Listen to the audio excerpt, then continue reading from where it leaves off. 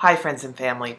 Did you know that you can trade players on your team for players that are owned by another team in your league? Well, you can. And aptly enough, this is called trading. And here's how it works. You can initiate a trade by offering one or more of your players in exchange for one or more of an opponent's players. Why would either of you want to do this? Well, let's say your opponent has a player that you really, really want.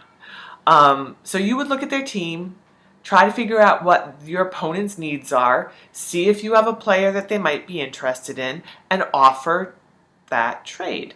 For example, last year, through a pretty good draft and really diligent use of the waiver wire, I ended up with 3 top 10 running backs. So while everyone else in my league was struggling at the running back position, I had this embarrassment of riches. I had a top 10 running back, in fact, that was sitting on my bench every week because I just never needed to start them. I liked the other 2 guys better and they were doing great for me.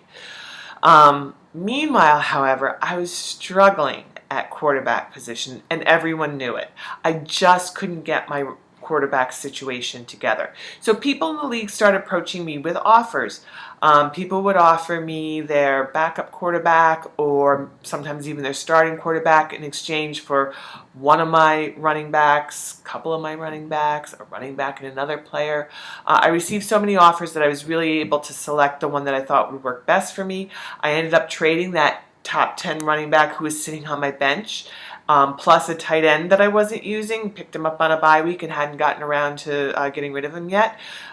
Those 2 players I packaged in exchange for a really good quarterback. So the trade worked out really well for both of us, which brings me to the first point. Generally speaking, trades should be of equal value.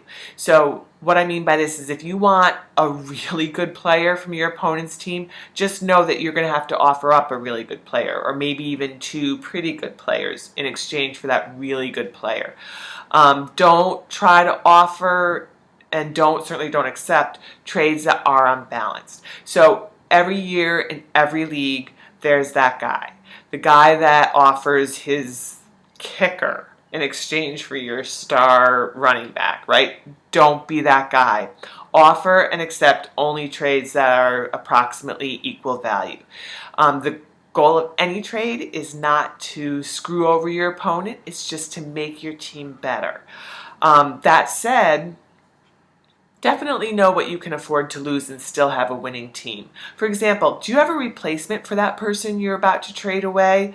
And is that replacement person going to make it so that you are struggling to win on a weekly basis? Know what you can afford to lose. Also, when considering a trade, look at the big picture.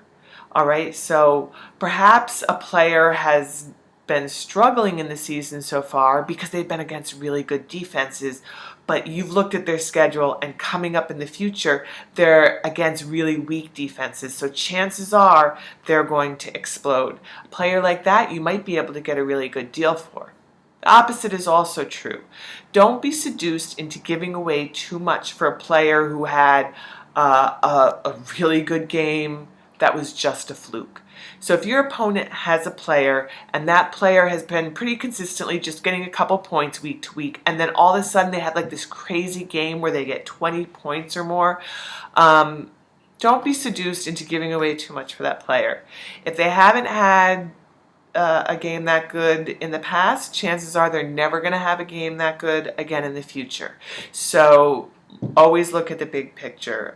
Don't be seduced into giving up too much for a player that has already seen their best day. All right, an etiquette point. Decline any offers you're totally not interested in. If somebody offers you a trade and you're like, no way, don't leave that person hanging and hoping that you're thinking about it. Just tell them no, thank them, and keep it moving. But conversely, if someone's offered you a trade and it's not perfect for you, but there's something about it that's interesting, by all means, go ahead and make them a counteroffer. Like, let's say somebody offers you a player that you're definitely interested in, but you feel like they're asking for too much in exchange for that player. So make a counteroffer. Counter with what you're willing to give up. It's definitely preferable in trading situations to discuss trades outside the platform with the person you're trying to trade with. So talk in person, email, call, whatever. Try to work with that person to hammer out a deal that you're both happy with. And then you can go to the computer, the website, and put it into the computer. All right, so the most important thing I'm going to say to you today, I think, is this. Don't try to cheat. Don't use trading to try to cheat. All right? There's a lot of ways to do this, but here's an example of what I mean. Let's say you're having a really good season. You're totally on fire. You're winning all your matchups. You know for a fact you're going to make it into the playoffs. But here's your best friend also in the league. They're having a terrible season. They haven't won a game. There's no way in hell they're going to make it into the playoffs.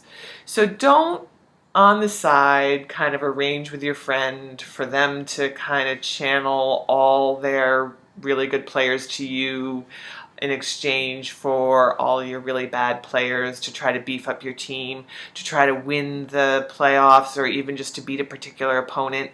That's cheating. Not only is it ethically wrong, but your commissioner is going to disallow it. Your commissioner has veto power over all trades, and they will not allow an unbalanced trade. Your commissioner is going to know what you're up to. And most leagues are set up so that others in your league also have the chance to veto trades. So people are going to be looking at that trade, and they're going to know if you're cheating. And then you're just going to be embarrassed. You're not going to get the players anyway because that trade's not going to be allowed, and no one's going to want to play with you anymore. So don't cheat. It takes the fun out of the game for everyone. Okay, so that's trading. It's really straightforward. It's fun, and it's yet another way that you can potentially beef up your team. So go ahead and try it. Make some offers, see what happens. All right, so we're just going to wrap this up with a little technical chat about how physically you do it on the computer. All right, so I'm going to talk about ESPN.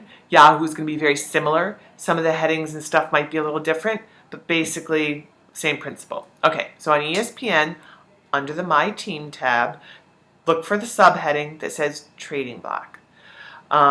Locate the team that you want to trade with. At the bottom of that team, there's going to be a button that says Propose Trade. Click on that button. It's going to take you to a page, and you're going to see your opponent's team and your team. Click the players that you want. Click the players that you're willing to give up, and enter the trade into the system. Better yet, underneath that Propose Trade button, there's an Email Owner button. So if you have not yet discussed this trade idea with the owner, go ahead, click that button. Let them know what you are thinking. Gives you a chance to negotiate, figure it all out before you actually put it into the platform. Once the two of you agree, go back to that page, click on the players that you want, click on the players that you are willing to give up, and enter that trade. Just know that there's a waiting period once the trade has been entered into the system. There is 24 or 48 hours where the commissioner gets to review the trade and say yes or no to it. Other players in the league have the power to also veto a trade if it seems unfair or unbalanced. But once the waiting period's over, you have a new player. So that's trading. As always, if you have any questions about this, leave them in the comments. So chances are, unless something major comes up, this is going to be our last video. So I hope you have a really, really fun season. I hope you win your league, and we'll see you next year.